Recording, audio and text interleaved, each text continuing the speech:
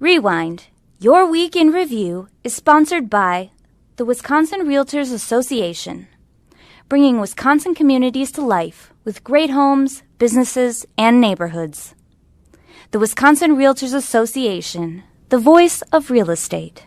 This week on Rewind, your week in review. Governor Tony Evers tells state agencies to not spend $250 million as a hedge against slowing tax collections caused by COVID-19. But UW System President Tommy Thompson says new cuts in state aid would hurt plans to keep students and faculty safe this fall. How much did laid-off Wisconsin workers get with that additional $600 weekly jobless benefit? State officials say 2 Capitol statues torn down in June will be restored and replaced.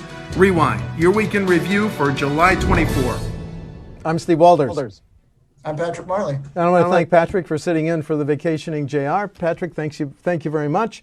Okay, as always, plenty of news. Let's start with the order yesterday from Governor Evers, Patrick, that GPR, general fund agencies, should withhold $250 million. But I want to put that in perspective, Patrick, and I want to get your reaction.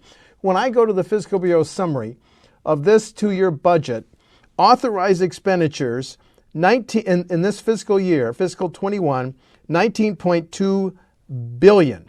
So when the governor asks for $250 million to be sequestered, withheld, whatever, Patrick, let me check again. Now that's only 1.3%. That's pretty low, isn't it?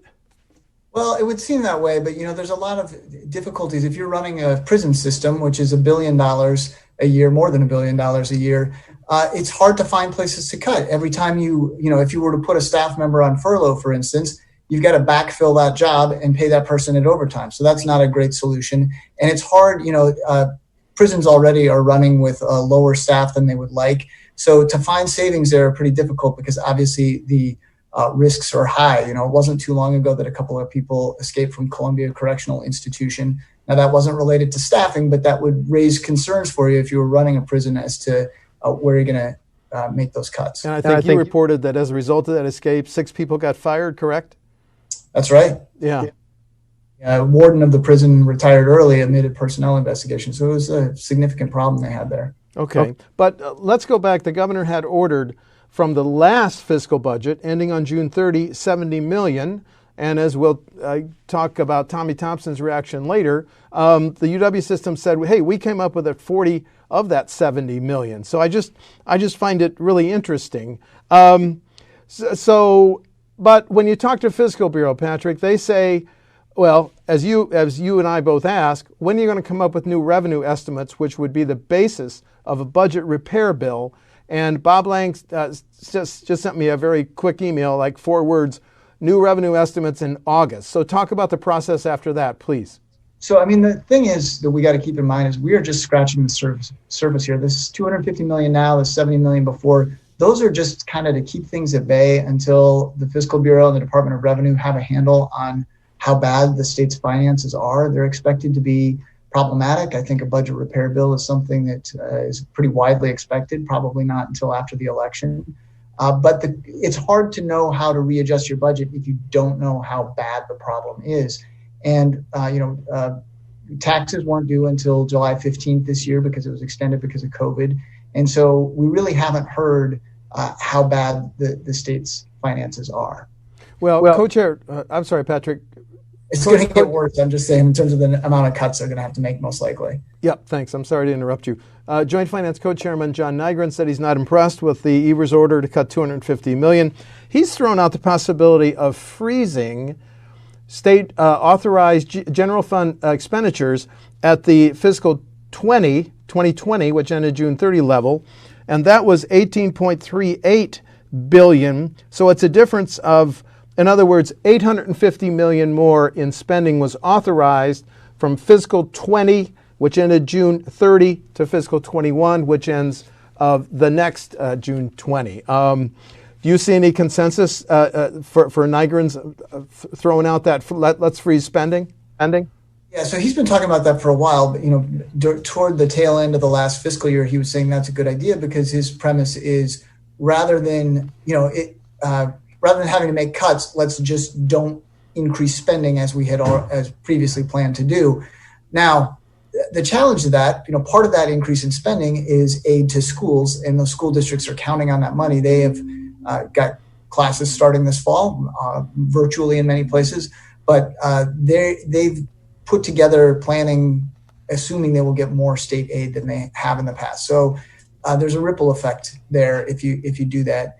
Also, I think it's important to keep in mind that at a time when revenue is dropping for the state and local governments, they're seeing their costs increase, right? Everybody's trying to buy PPE and do other things related to coronavirus, maybe change up their operations because they have to have their staff working from home. That's made their expenses go up at a time where they're supposed to be making cuts. Okay, and now let's look at two comments made both by the governor and UW System President Tommy Thompson. Let's quote the governor first. Why do we need to withhold or sequester $250 million? State and local governments are now experiencing the difficult balance of providing vital services to residents in crisis while also managing tough fiscal realities. While I am still hopeful that the federal government will adopt further bipartisan proposals to stabilize funding, we must take these steps and make more significant cuts. Two sentences from UW System President Tommy Thompson. Our universities are doing everything we can to provide in-person classes safely this fall, and reductions in state support for the UW system are an obstacle to that. Last sentence, the UW system has already borne a disproportionate share of state cuts, referring to the fact that in the last budget year, sequester $40 million allegedly of the $70 million came from the UW. Patrick, a few weeks before the governor asked for this additional $250 in the current fiscal year, former Governor Thompson said the UW system needs an additional $110 million to safely protect students and faculty. Talk to me about this back and forth. Well, that's exactly the point I was just trying to make, is that the university just had to weather these cuts, and they did take a disproportionate share of the last round of cuts. Meanwhile, they're seeing a need for increased expenses because of coronavirus. They say $110 million. And so, they're going to have to take a share of this $250 million, and it could be even worse if there's a budget repair bill.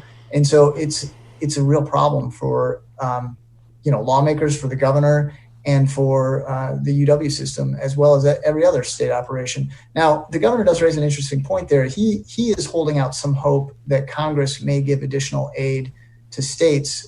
Wisconsin got $3 billion through the CARES package. A lot of that Governor Evers himself had direct control of. Other portions of it went directly to schools or directly to local governments or to specific state programs. He's still got $200 or $300 million left of that to spend. One possibility is that Congress would take some of the restrictions off and give him and other governors broader leeway on how to spend that. They could also throw in new money in some kind of new package. But, what Congress will do seems completely unclear at this point. Do you think, Steve, that they're going to get more money here that will help the states out, or a bailout, as some Republicans would call it? Well, the U.S. House passed an additional $3 trillion, and Mitch McConnell says we're coming out with a package of $1 trillion, but the devil will be in those details. Just a note yesterday, Patrick, the governor was asked, will the besieged Department of Workforce Development be subject to these be subject to the $250 million savings order? He said no. Just give us a very short summary of why he said no. Well, the Department of Workforce Development is responsible for cutting the unemployment checks and for ascertaining when people do qualify for unemployment, and they have a massive backlog. We've talked to people who have been waiting months for checks for problems that they say are non-existent or that are, could be easily cleared up. Many states are facing backlogs. It's particularly acute in Wisconsin. And so any cuts to the state agency that oversees that would likely mean more delays because, they'd have fewer people or they'd have less money to do the judgment as to who gets a payment and who doesn't.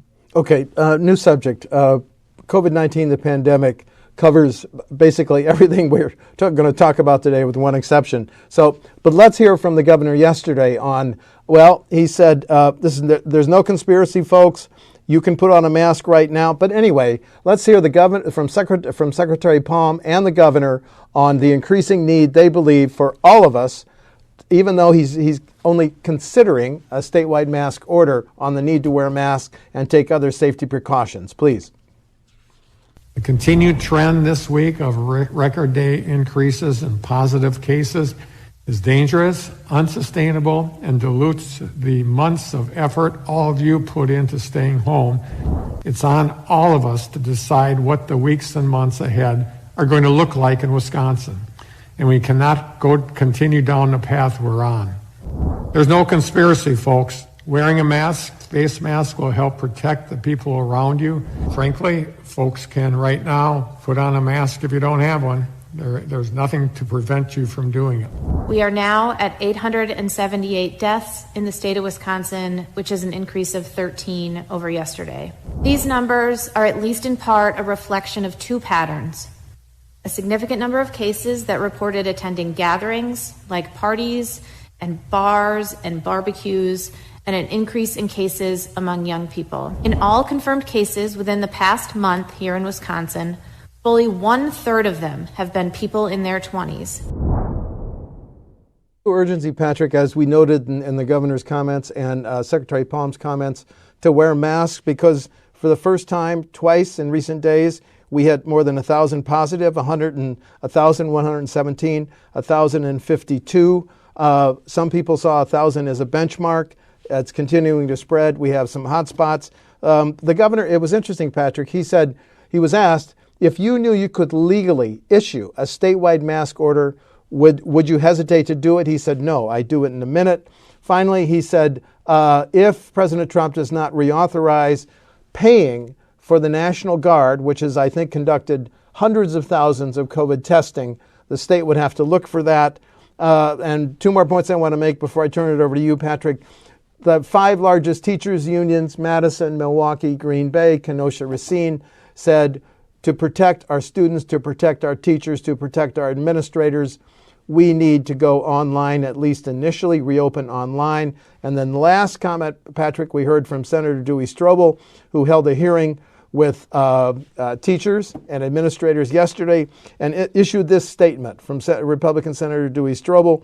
It is clear that traditional in-person instruction is the preferred option for most families and students. Sorry to dominate, Patrick. What's your take on all this back and forth? Well, on the mask issue, the governor says, essentially is saying he's not going to do it because he's concerned that Republicans who control the legislature would sue him, as they did over his stay-at-home order, or the stay-at-home order that his administration issued, and they succeeded in the Supreme Court by a 1-vote margin in knocking down the stay-at-home order. Now, the governor, I don't think, has addressed this, but on August 1st, the makeup of the state Supreme Court changes. A liberal, Joe Karofsky, replaces a conservative, Daniel Kelly. And so, does the governor get more aggressive? He hasn't really signaled that. He has raised concerns about being sued, but it would appear that he would have a better playing field if a question like this were to get to the state Supreme Court again. Very unpredictable, but does look like a better makeup of the court than he had previously. Right. Okay. Go ahead. Well, we're seeing mask mandates all over the country. The president has been talking about the importance of masks. He canceled the Republican National Convention this week in the Jacksonville portion of it. And so, I don't. It doesn't look like either the governor or Republicans who run the legislature are going to push a mask requirement. At the same time, that could change. There have been lots of times, or especially early in the days of COVID, where the governor would say he wasn't going to do one thing and then 48 hours later do that very thing. Yeah, some of these things can be best illustrated with graphics. So I want to thank Shelby Kissling of our staff for doing a second graph showing just the spike in the number of positives over the recent weeks. And that accompanying that is a chart which shows that 1/3 of recent cases are people in their 20s. Is this just people in their 20s, you think, Patrick? They've just got to get out and, how do we say, party? What do you think? I do think that's an element to it. I think that there's more willingness to be social when you're young. Certainly when bars were open in Dane County, you saw some real problems there, and that led to a local shutdown of the bars again in Dane County.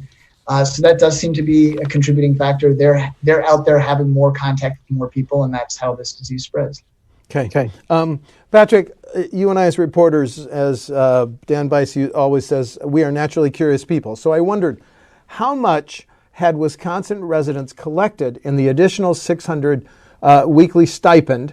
Now, let's be clear, that's in addition to our maximum state unemployment benefit of $370, so $370 plus $600 for a number of weeks, but that ends effective tomorrow. So I asked Department of Workforce Development, and here's what they said. 435,000 Wisconsin residents got over the period that started, I think, in late March, $1.89 billion. Or if you divide that, that's roughly $4,300 per claimant. Now, Patrick, you know, you and I are wonks. I looked up Wisconsin's gross domestic product for 2019. It was $347.3 billion. So that $1.89 billion is 0.5%. Not much, but it's very significant to families bridging that gap whose income earners were laid off, right? It's a huge help to those families. I mean, think about it. If you are laid off because of COVID and you're just getting the state benefit, you might get $300 a month. A week, $300 a week. Right. And then you get the $600 in federal aid on top of that. That brings you to $900 a week. That is much easier to make sure you have food on the table and your kids are clothed and you're paying your rent or your mortgage than if you're getting just the $300 a week. Like you said, that all ends on Saturday unless Congress reauthorizes it. And it looks like one possibility is that Congress will reauthorize it at a lower amount. So you get more than the $300, but perhaps an extra $200 rather than an extra $600 a week. Yeah. That's undecided because you have some of the Republicans in the Senate saying you shouldn't be offering income replacement that pays more than people were actually earning prior to the COVID crisis. So I think the figure was thrown out. If there is new supplemental, instead of $600, it would be 70% of what you were earning before the crisis. But House Democrats, part of their $3 trillion bill passed weeks ago, wouldn't that continue the $600 through January, or have I got it wrong? You're right. The House package that the Democrats passed would have the extra $600 until early 2021. I'm not sure if it's January or February. And there might be kind of a weaning off of that or a trigger for when the unemployment rate gets to a certain level, but certainly would extend it for the foreseeable future. You're right about what Republicans in the Senate are concerned about because there are many people, lower wage workers get more money when they're on unemployment than when they're working their job. And the Republicans say, well, that just discourages people from coming into work. They don't want to return to the workforce when they're making more doing nothing. Now, the counter argument to that is these people say, well, first of all, I was putting out of my job because of what the government did in response to this coronavirus. Also, in many cases, you don't want me going back to work. You want to control the spread of the disease. You want me to stay at home. Therefore, it's good to have it. It's not the way we normally think about economics, but there's an argument that it is what the government wants right now is to induce people to stay at home. Yeah. Okay. New subject. The governor, as you said, was given control under one of the first Washington-approved CARES COVID relief packages. The governor's got almost total control of about $2 billion. So I want to walk through, and there's a lot of numbers on this graphic, but I think it's important. I want to walk through how the governor has spent the biggest items. And Patrick, jump in on each of these items, or we can wait until the end. Biggest item, Hospital Community Preparedness Reserve, $445 million. Now, Patrick, this sounds like a hedge against the extreme hospital costs of a second wave. Have I got that right, do you think? Yes, I think that's right. And some of that money went toward, for instance, creating field hospitals. There was one prepared at State Fair Park, and which was never used. Correct? I'm sorry to interrupt you. Okay, correct, excuse me. And go ahead. I guess I would add that the coronavirus isn't over yet. So let's, there will be questions about whether that was money well spent if it is never used, but. We don't know what the future holds. I'm curious about that $400 million for hospital preparation as to how much of it is actually allocated and could be repurposed. if we don't see the kinds of surges that that health officials have been worried about, would they be able to reclaim some of that money and send it elsewhere? But that is the biggest piece of it, yes. Okay, let's walk through the rest of the items. Testing, $260 million. Reimburse state agencies for COVID costs, $200 million. Local government aid grants, $190 million. PPE and ventilators, $190 million. Other health providers, $110 million. Small business grants, this is the program administered by WEDC, Economic Development Corporation. Contract tracing, $75 million. Grants to farmers and the food insecurity program, $65 million. Then yesterday, I'm kind of confused. The governor's press release referred to $80 million grants to K-12 and higher education for schools. Patrick, this leaves, well, you and I covered Assembly Leader Steineke saying, look, this still leaves the governor in control of $280 million, which is why there should be bridge loans to those that haven't received unemployment benefits. So how do you see, do you think the governor is keeping 280, 250 in reserve against whether we get another very serious COVID wave? What's your thought on the 280 or 250 million that the governor hasn't spent yet? So it's interesting because he has to have that money allocated by the end of the calendar year. Otherwise, it has to go back to Washington. I'm confident that the governor will do everything he can to prevent having to return money to the feds. I think he's hanging back with some of that money to see how this illness progresses over the coming months. Do they find that they didn't need as much for hospitals as they thought, or they need to buy more PPE, or that they need to give some kind of additional aid to local governments or to restaurant owners or to restaurant workers or to renters. He had money to help people pay their rent, or to address the unemployment situation. And so I think he's kind of trying to hang on to the money to see what another thing he might want to do with it is it's possible Congress, as it argues over whether to extend more aid to the states, will just say, well, the money we already gave you, you're more free to spend that. And then he could use that for the state's budget problems that we talked about before. So I think he's taking a little bit of a wait and see approach before deciding what to do with it. When UW System President Tommy Thompson asked for an additional $110 million, he was asking for this 280 or 250 the governor still has in reserve, correct? That's right. Yeah. That's right. Okay.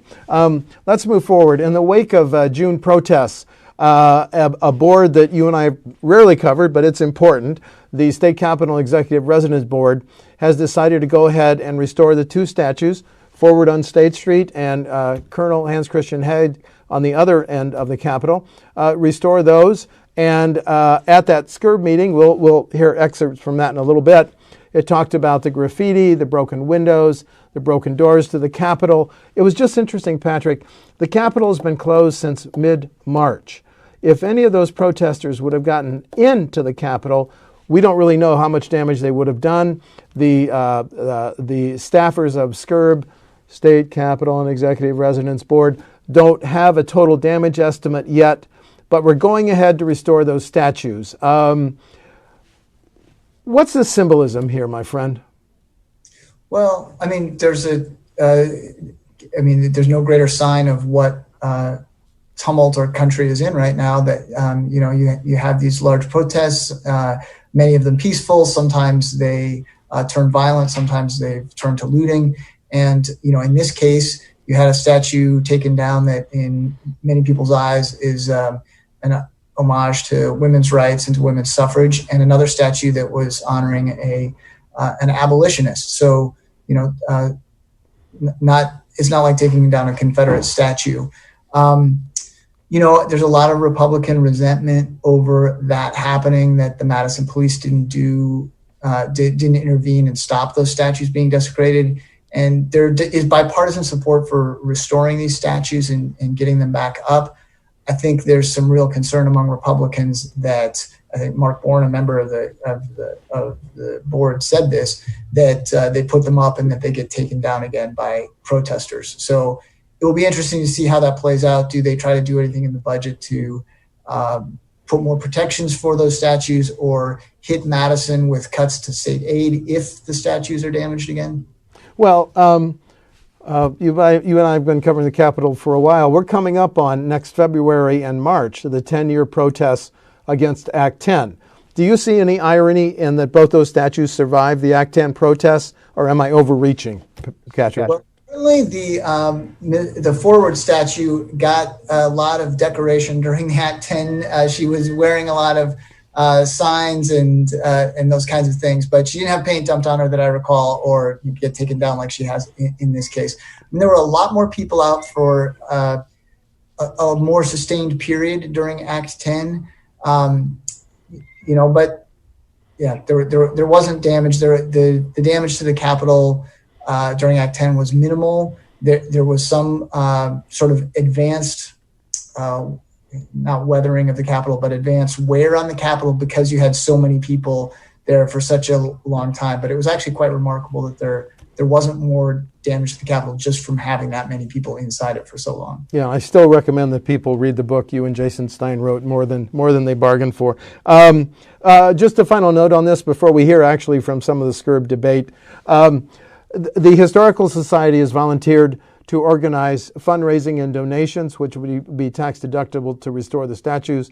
We don't know, number one, when the statues will be restored, because unfortunately Mr. Heg's head is still missing and has to be recast. But now let's listen to some give and take as SCURB members talk about the decision to restore the statues, and as Patrick said, the concern of Republican Representative Mark Bourne. Please. The Hans Christian Heg statue, we are still missing the head, and we are looking at efforts to restore through a casting process through an existing statue that's located in the town of Norway. I'm not comfortable really replacing some of these things until we believe that either DOA or the proper authorities in the city have a plan to protect the property, because I would hate to see us recast statues and 9 months later watch them get dragged down the road again. I 100% agree that they need to be restored, but I also think that part of the puzzle is to make sure that there's security in place, because to keep doing this makes not an ounce of sense. Patrick, we got about a minute and a half to talk about, look forward a little bit. Primary elections, August 11th, of course, and just a plug, WisconsinEye has got interviews with more than 90 candidates on the August 11th primary ballot. That's accessible at wisconsineye.org. Sorry for the shameless plug, Patrick, but I want to come back to this. The president has now announced that, is it 35 DHS officers will be assigned to Milwaukee, and Attorney General Josh Kaul said, please don't come here. The governor said, please don't come here. Do you see this as a major issue as we look ahead over the next week or two? Absolutely. And Attorney General Josh Kaul said more than please don't come here. I believe he used the word fascist. So he had very strong reaction to it. Milwaukee local officials are not excited about it either. So yes, I think this will be an issue. You know, obviously Portland has been in the headlines because of federal agents showing up there, not identifying themselves, using unmarked cars, what protesters say are kidnapping people who are not on federal property. So, you know, a lot is going to depend on how it's carried out here. You know, Chicago, there was a lot of resistance to doing this. And then I think the mayor there met with some federal prosecutors and had fewer concerns than she did initially. So I think a lot of the question is, what are these agents doing, and how fully are they integrated into the law enforcement system that we have in Milwaukee? It's been an amazing news year, hasn't it, Patrick? It sure has, and it's only halfway over. It's only halfway over. I'm Steve Walters. I'm Patrick Marley. I want to thank Patrick for filling in for the Vacationing JR. That's Rewind for July 24. Rewind, your week in review, is sponsored by the Wisconsin Realtors Association, bringing Wisconsin communities to life with great homes, businesses, and neighborhoods. The Wisconsin Realtors Association, the voice of real estate.